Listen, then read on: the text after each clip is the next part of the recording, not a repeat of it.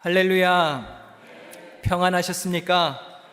예배의 자리에서 만나 감사합니다. 말씀을 듣는 중에 하늘로부터 임하는 평화가 함께 하시기를 축원합니다. 지금 한국은 신종 바이러스 때문에 난리입니다.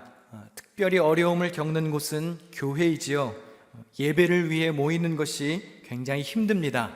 그래서 각종 집회와 부흥회, 기도회, 모든 모임들이 다 취소되고 있는 실정입니다.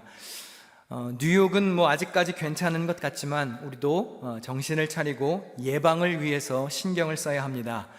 무엇이든 기본이 가장 중요하지요. 여러분, 신종 바이러스가 하나씩 나올 때마다 가장 강조하는 예방 수칙이 뭐든가요? 뭐가 나와도 손을 잘 씻으래요. 그렇죠?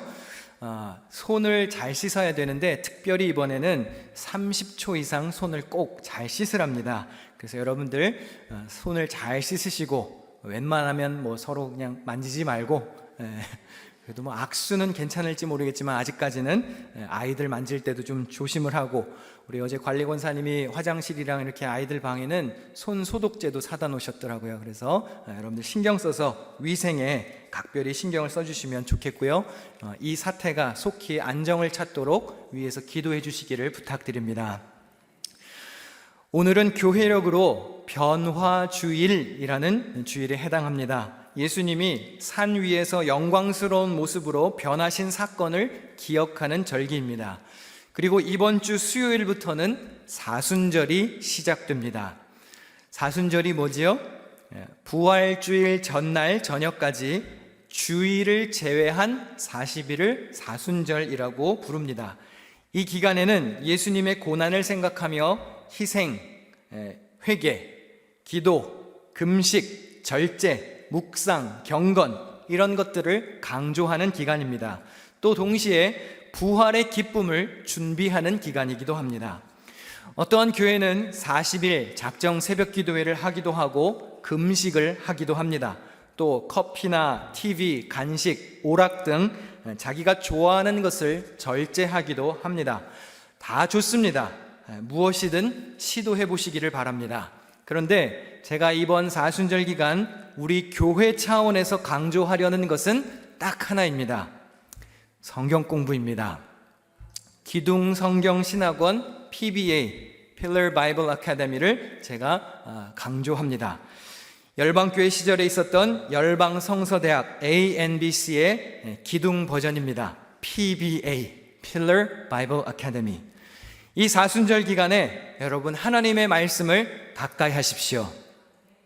아멘. 말씀을 가까이 하는 것보다 더 좋은 경건 생활은 없습니다. 등록하시고 배우십시오. 특별히 이번에는 등록비를 받습니다. 10불입니다. 돈을 받는 이유가 있습니다. 여러분, 이단들이 우리들을 유혹할 때 잘 써먹는 방법이 뭔지 아시나요? 무료 성경 공부입니다. 이렇게 잘 꼬드겨 놓고 와서 배워봐. 공짜야. 공짜 좋아하지 마세요. 값을 치르는 게 좋은 겁니다. 구원도 값이 있었습니다. 예수 그리스도의 생명의 값이 있었습니다. 공짜 좋아하지 마시고 돈을 내고 배우십시오. 등록비를 받는 이유 중에 하나는 가르치는 자나 참석하는 자나 더 책임감 있게 동참하기 위함입니다. 가르치는 강사들도 더 열심히 준비할 것이고 배우는 학생들도 더 열심히 참석할 수 있습니다. 물론 혜택도 있습니다. 지난번 열방성서대학 ANBC에서 개근하셨던 분들을 제가 아직 명단을 잘 갖고 있습니다. 그런 분들은 이번에 등록비를 면제해 드리겠습니다. 하나님은 우리의 수고를 절대로 잊지 않으십니다. 그리고 저도 여러분의 성실한 태도를 절대로 잊지 않습니다. 제가 예전에 사순절 기간에 여러 가지를 한번 트라이 해봤어요. 작정 기도도 해보고 금식 기도도 권면해보고 오락이나 TV나 미디어나 커피 이런 거 절제하는 것도 권면해봤는데 다 유익하고 괜찮은 일이었습니다. 그런데 문제는 뭐냐면 부활주일이 지나면 결국 다시 다 원래대로 돌아가시더라고요. 기껏 금식 잘 해놓고 부활주일 지나면 막 그냥 다시 원래대로 먹는 삶으로 돌아가는 모습을 보고 차라리 그냥 무언가 제대로 남는 것을 하는 게 좋겠구나. 그래서 사순절 기간에 그 다음부터는 성경 공부를 강조하기 시작했어요. 제가 성경 공부를 권할 때는 조금 사람이 달라집니다. 사람이 좀 진상으로 변해요. 그리고 거머리처럼 달라붙어가지고 좀 질리도록 권하는 스타일인데요. 그러니까 웬만하면 그냥 오늘 중에 빨리 신청서를 작성하시는 게 여러분의 건강에 도움이 될 겁니다. 그러니까 등록을 해야 할까요? 해야 할까요? 해야 하는 게 좋겠죠. 제가 빠져나가지 못하도록 배수진을 쳤습니다. 수업을 많이 개설해 놨습니다. 주일반도 있고요, 수요일 오전반도 있고, 평일 저녁에 평일에는 오전에 올 수가 없어요. 목사님, 퇴근하고 오면 평일 저녁에도 수업이 있어야 돼요. 그래서 평일 저녁 수업도 열었어요. 그러니까 안 오시기만 해봐요. 수요일 저녁반도 있어요, 금요일 저녁반도 있어요, 그리고 금요일 저녁에 영어반도 있어요. 그러니까 빠져나갈 구멍이 있다 없다? 없다. 그러니까 제 눈을 지금 피하지 마시고 예배 마치고 식사하시면 어디로 가야 될까요? 사무실 앞에 등록하는 곳이 있습니다. 등록해서 말씀을 배우시기를 바랍니다. 금식이나 절제를 결단하신 분들도 실천하십시오. 잘 하시면 유익하고 경건 생활에 도움이 됩니다. 그러나 무언가를 하실 때에는 하나님이 기뻐하시는 방법으로 해야 합니다. 금식을 작정하셨습니까? 하나님이 성경에 친히 어떻게 금식하라고 잘 가르쳐 주셨어요. 그 지침을 따르실 자신이 있는 분들은 금식도 해보시면 도움이 됩니다. 하나님께서 가르치신 금식을 우리 같이 읽어보실까요? 이사야 58장 6절 7절입니다. 시작. 내가 기뻐하는 금식은 흉악의 결박을 풀어주며 멍에의 줄을 끌어주며 압제당하는 자를 자유하게 하며 모든 멍에를 꺾는 것이 아니겠느냐. 또 줄인 자에게 내 양식을 나누어 주며 유리하는 빈민을 집에 들이며 헐벗은 자를 보면 입히며 또 내 고륙을 피하여 스스로 숨지 아니하는 것이 아니겠느냐. 금식의 정신이 뭔가요? 이웃사랑, 약자보호입니다. 예수님이 가르치신 금식도 있습니다. 금식할 때에 너희는 외식하는 자들과 같이 슬픈 기색을 보이지 말라. 그들은 금식하는 것을 사람에게 보이려고 얼굴을 흉하게 하느니라. 너는 금식할 때에 머리에 기름을 바르고 얼굴을 씻으라. 이는 금식하는 자로 사람에게 보이지 않고 오직 은밀한 중에 계신 내 아버지께 보이게 하려 함이라. 하나님이 기뻐하시는 방법으로 경건한 사순절을 보내는 저와 여러분이 되시기를 주님의 이름으로 부탁드립니다. 오늘 본문은 변화산 사건을 기록한 말씀입니다. 성경에 변화산이라는 용어는 등장하지 않습니다. 다만 예수님이 산 위에서 모습이 바뀌셨다고 그래서 우리가 변화산이라고 부르지요. 예수님은 베드로와 야고보, 요한을 따로 데리고 산 위에 올라가셨습니다. 우리 본문 2절 말씀을 같이 읽어보도록 하겠습니다. 시작. 예수께서 베드로와 야고보와 요한을 데리시고 따로 높은 산에 올라가셨더니 그들 앞에서 변형되사. 변형에 해당하는 헬라어 원문은 그냥 단순히 외형적인 변화를 말하는 것이 아닙니다. 본질적으로 완전히 다른 전혀 새로운 실존이 되었다는 의미입니다. 그러니까 예수님이 아주 잠깐 동안 천상의 모습으로, 하늘나라의 영광스러운 모습으로 완전히 변화되신 것입니다. 오늘 설교의 제목처럼 transform 되셨다는 이야기입니다. 변신하신 것입니다. 예수님은 완벽한 사람이기도 하셨지만 완벽한 신, 하나님 그 자체이기도 하셨습니다. 신성과 인성을 동시에 지니신 분이시죠. 제자들은 인성에 가려졌던 예수님의 또 다른 모습, 그의 신적인 모습을 눈으로 분명히 확인하게 되었습니다. 쉽게 말하면 아주 놀라운 영적인 체험을 하게 된 것입니다. 예수님께서 기적을 일으키실 때에는 대부분 이 세 가지랑 연관이 있습니다. 우리 화면을 같이 보실까요? 첫 번째, 하늘나라를 설명하실 때 기적을 일으키십니다. 또는 하늘나라를 잠시 맛보게 하실 때. 두 번째, 예수님의 신성, 그리스도가 하나님의 아들 되심을 계시하실 때 기적을 베푸십니다. 또 우리의 믿음을 시험하시거나 가르치시기 위해서 기적을 일으키실 때가 있습니다. 이 변화산 사건도 마찬가지이지요. 이 기적을 통해서 예수님은 하늘나라의 영광을 잠시 맛보게 하십니다. 그리고 예수 그리스도의 신성을 드러내십니다. 오늘 본문 후반부에 가서 보면 하나님께서 이렇게 말씀하시지요. 이는 내 사랑하는 아들이다. 예수님이 하나님의 아들임을 드러내는 사건이라고 할 수 있습니다. 그러니까 천국의 마치 예고편을 잠깐 보는 것과 똑같은 것이지요. 그럼 예수님이 도대체 어떠한 모습으로 변신하신 것인지 오늘 본문 3절 말씀을 같이 읽어보겠습니다. 시작. 그 옷이 광채가 나며 세상에서 빨래하는 자가 그렇게 희게 할 수 없을 만큼 매우 희어졌더라. 예수님의 옷이 얼마나 찬란하게 빛났는지 성경의 표현이 참 기가 막히지 않습니까? 세상에서 빨래하는 자가 그렇게 희게 할 수 없을 만큼 희어졌다고 그랬습니다. 여러분 집에서 빨래 하시죠? 우리가 빨래할 때 옷이 이렇게만 된다면 얼마나 좋겠습니까? 그렇죠? 눈부시게 막 광이 나고 빛이 나고. 그러면 옛날에 TV 광고에 그런 광고 있었는데 혹시 아시나요? 빨래 끝. 참 멋있겠죠. 영광스러운 모습이겠죠. 옷이 막 빛이 났습니다. 그런데 더 신기한 일도 벌어집니다. 본문 4절 말씀에 엘리야가 모세와 함께 그들에게 나타나 예수와 더불어 말하거늘. 이게 지금 구약시대 때 인물인데요, 먼 옛날 모세와 엘리야가 나타나서 예수님과 대화를 하는 것입니다. 모세가 누군가요? 율법의 대표주자이지요. 엘리야는 선지자의 대표입니다. 구약의 두 거물들이, 구약의 두 기둥이 나타나서 예수님과 함께 이야기를 나누는 것입니다. 여러분 혹시 살다가 유명한 사람 보신 적 있으신가요? 연예인 눈앞에서 보신 적 있으십니까? 저도 우연히 몇 번 봤습니다. 이 세상에서 유명한 사람들을 내 눈앞에 보는 것도 참 기가 막힌 일이지요. 와, 저 사람 봐 그렇게 이야기하게 됩니다. 그런데 전설 같은 옛 인물들이 나타나서 눈앞에 움직이고 있는 광경이 펼쳐진 것입니다. 얼마나 경이롭고 얼마나 놀라웠겠습니까? 제자들이 환희에 넘쳤습니다. 천상의 행복을 미리 앞당겨 맛보았습니다. 그래서 그 순간이 끝나지 않기를 바랬던 모양입니다. 오늘 본문 9절에 이렇게 말씀합니다. 베드로가 예수께 고하되 랍비여, 우리가 여기 있는 것이 좋사오니 우리가 초막 셋을 짓되 하나는 주를 위하여, 하나는 모세를 위하여, 하나는 엘리야를 위하여 하사이다 하니. 베드로가 뭐라고 그러는 건가요? 예수님, 여기가 좋네요.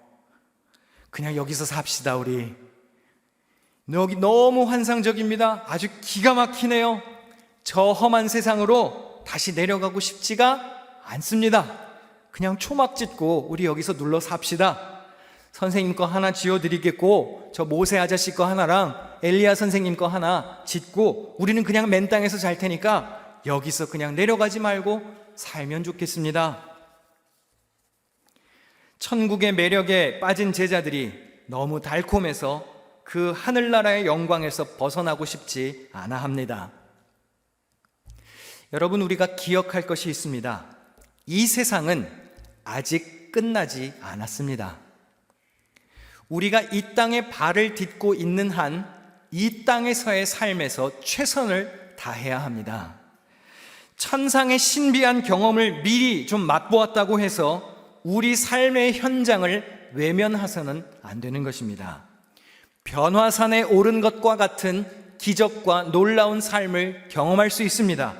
주님과 함께 즐거움과 기쁨, 치료와 회복, 도전과 변화, 신비한 기적과 은혜를 경험할 수 있습니다. 그러나 그 변화산에 올랐다 할지라도 다시 내 삶의 현장으로 내려가야 합니다. 혹시 여러분들의 아이들을 데리고 멋진 곳에 놀러 가보신 적이 있으십니까? 여기서 가까운 곳은 플로리다에 있는 디즈니 월드인가요? 거기에 가는 분들이 종종 계시는 것 같은데 아이들과 함께 거기에 갔다고 쳐봅시다. 아이들이 너무 좋아하는 거예요. 우리도 너무 좋습니다. 그러면 여러분 거기가 너무 좋다고 그래서 집도 팔고 직장도 다 그만두고 재산 다 팔아서 디즈니 월드에 눌러 사면 될까요? 안 될까요? 안 돼요. 직원들이 쫓아내요. 삶이 늘 놀이공원 같을 수는 없는 거예요. 결혼식을 올리는 신부가 웨딩드레스가 너무 좋고 화장한 것이 너무 이쁘고 황홀해서 한평생을 신부 화장만 하고 드레스만 입고 살면 될까요? 물론 살 수는 있겠죠. 근데 화장실은 어떻게 가요? 봉사는 어떻게 하지요? 인생이 늘 결혼식처럼 화려할 수는 없는 겁니다. 신혼여행을 가고 가족여행을 갔습니다. 거기가 너무 좋아요. 여러분 가고 싶은 여행지가 있으십니까? 어디에 가고 싶으세요? 네? 가고 싶은 데가 없으세요? 그래도 가고 싶은 데 한 군데쯤은 있으셔야죠. 어디가 가고 싶으세요? 네, 가고 싶은 데도 여기가 좋사오니, 그쵸? 교회가 제일 좋죠, 그쵸? 여러분 여행지에 갔는데 거기가 너무 좋아요. 그럼 한평생 거기 눌러 살면 될까요? 삶이 늘 신혼여행 같을 수는 없는 것입니다. 때가 되면 다시 우리 삶의 현장으로 돌아와야 합니다. 여러분 꼭 기억하셔야 할 것이 있습니다. 우리의 신앙이 실천되는 곳은 교회가 아니라 변화산 꼭대기가 아니라 여러분의 삶의 현장입니다. 산에 잠시 올라서 영광을 누리는 것 필요합니다. 중요합니다. 그런데 산에서 다시 내려와야 합니다. 우리의 신앙은 산 아래의 신앙이 되어야 합니다. 변화산은 예고편이에요. 이 땅의 끝이 오면 황홀한 천국의 삶이 있을 것입니다. 여러분이 예수 그리스도를 내 삶의 구주로 영접하셨습니까? 그러면 죽어서 가게 될 하늘나라의 소망은 주어진 것입니다.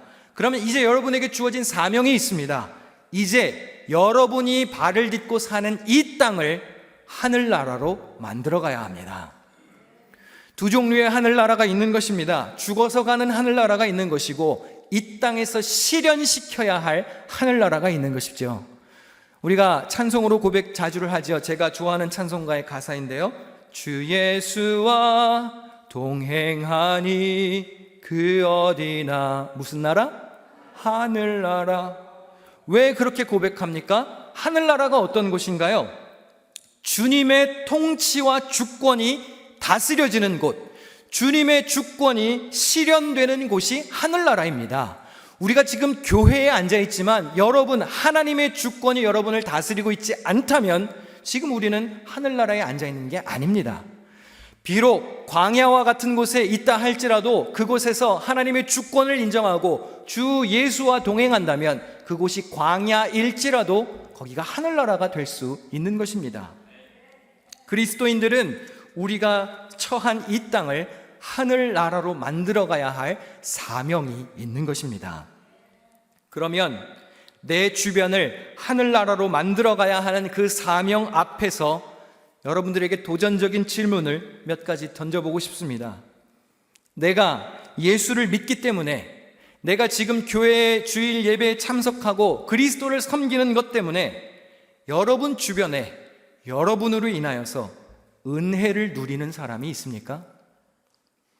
그리스도인들이 이 땅에 존재함으로 인해서 이 세상이 더 아름다워지고 있는 것이 있냐는 말입니다. 내가 예수를 믿기 때문에 내 옆집에 사는 아저씨가, 내 윗집에 사는 할머니가 어떠한 유익과 혜택을 보고 있습니까? 우리 교회가 이 마을에 있기 때문에 이 동네 사람들이 얻는 유익과 덕은 무엇입니까? 유니언 턴파이크 263가의 사람들이 우리 교회가 여기에 있음으로 인해서 야, 저 교회 때문에 우리가 덕을 본다 하는 것이 있습니까? 아니면 아유, 저 교회 때문에 매 주일마다 아주 짜증나 죽겠어, 이런 마음을 동네 사람들이 갖고 있습니까? 더 좁게 한번 생각해 볼까요? 같은 교회 안에 있는 사람들, 새신자들이나 어쩌면 필요가 있는 사람들, 사랑과 관심이 필요한 사람들에게 우리가 그들의 필요를 채워주고 있는가 한번 고민해 볼 문제입니다. 우리 교회는 뉴욕 열방교회라는 이름을 가졌을 때부터 선교로 잘 알려진 교회였습니다. 한번 묻고 싶습니다. 선교, 미션, 선교가 뭔가요? 선교가 뭐지요? 선교는 복음을 전파하는 일을 선교라고 부릅니다. 복음 전파하는 게 선교입니다.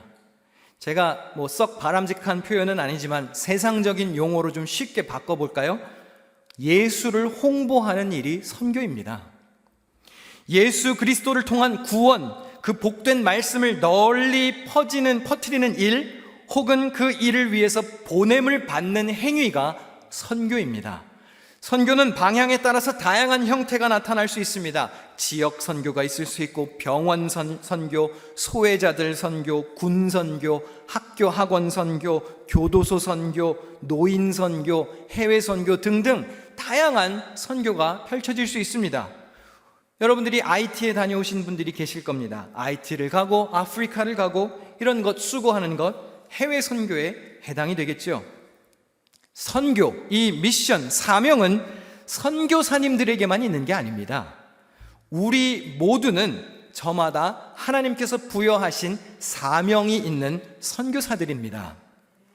여러분들, 내가 사는 모습을 통해서 옆집 사는 사람이 야, 저 사람 뭐지? 저 사람 참 매력적인데? 저 사람이 믿는 예수 그리스도를 나도 좀 믿어보고 싶은데? 그럼 여러분 동네 선교하는 겁니다.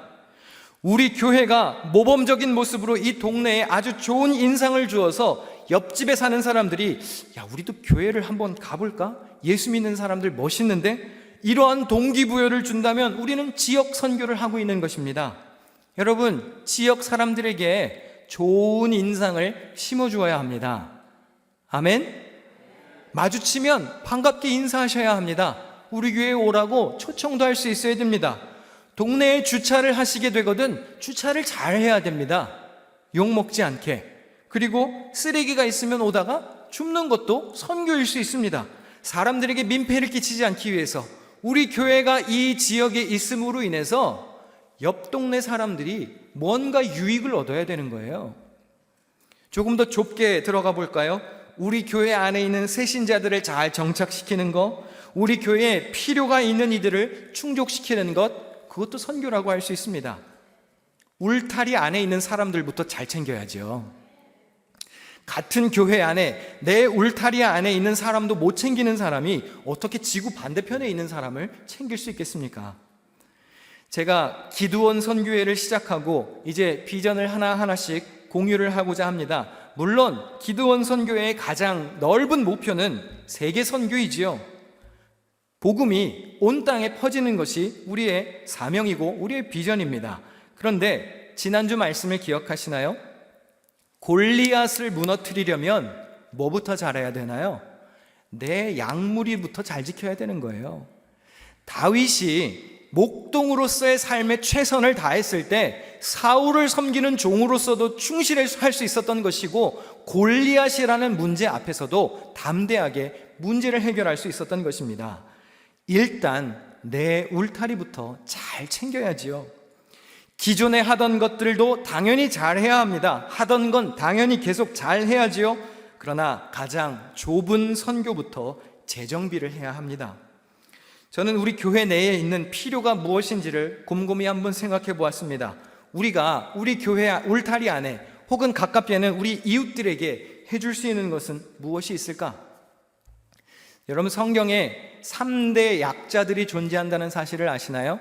구약 성경에 보면 하나님은 대표적으로 이 3대 약자들을 긍휼히 여기셨습니다. 첫 번째는 고아, 두 번째는 과부, 세 번째는 나그네, 그리고 굳이 네 번째까지 하자면 레위인. 고아가 어떤 사람들입니까? 실질적으로 고아가 된 사람들도 있을 수 있지요. 그러나 우리 교회 형편에 한번 좀 적용을 해볼까요? 가족과 떨어진 젊은이들, 유학생들, 그런 사람들에게 우리가 할 수 있는 거 있지 않을까요? 제가 꿈꾸고 있는 것이 있었습니다. 기드원 선교회를 통해서 장학 선교를 하면 좋겠다.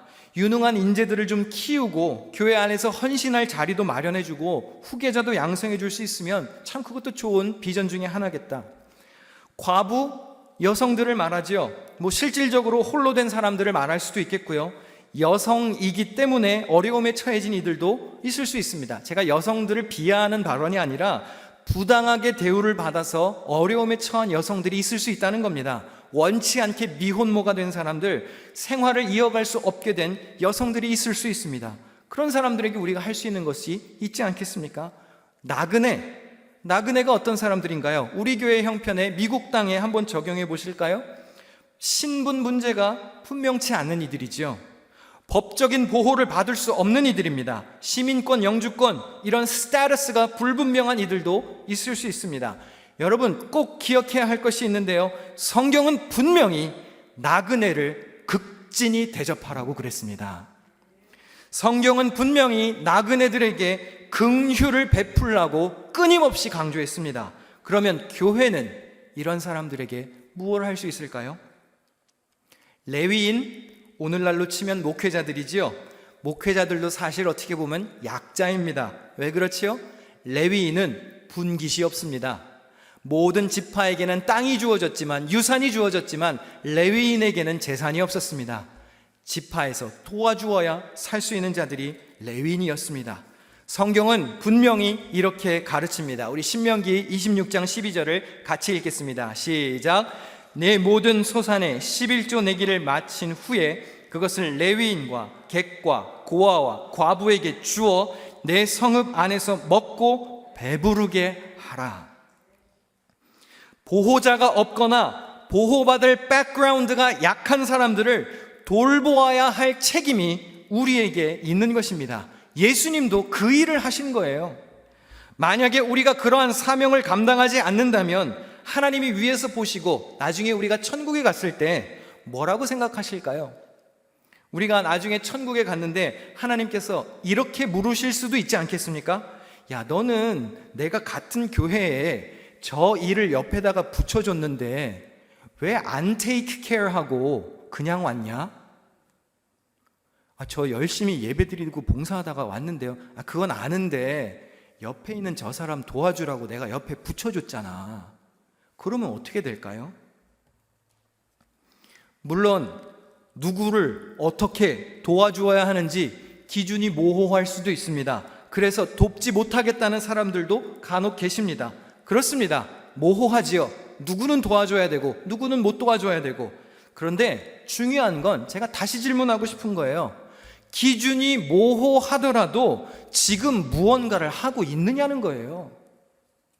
여러분, 예수님이 활동하실 때 유대 팔레스타인 지역의 모든 사람들을 다 먹이시지 않으셨습니다. 이스라엘 지역의 모든 환자들을 다 고쳐주시지 않았어요.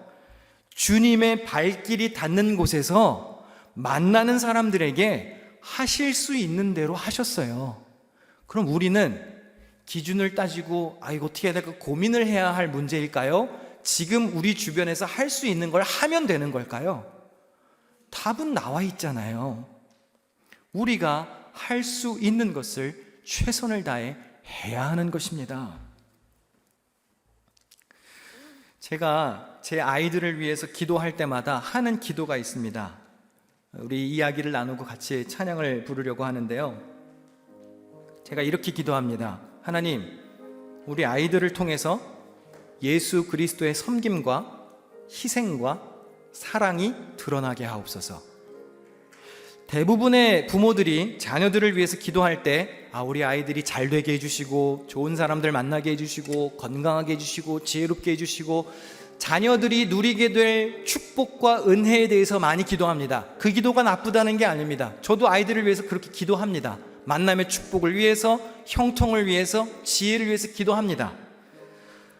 자식 기르는 부모가 왜 자녀가 잘 되지 않기를 바라겠습니까? 그런데 저는 조금 더 나아가서 우리 아이들이 남들이 안 하려고 하는 굳은 일, 그런 거 나서서 하는 아이들이기를 위해서 기도합니다.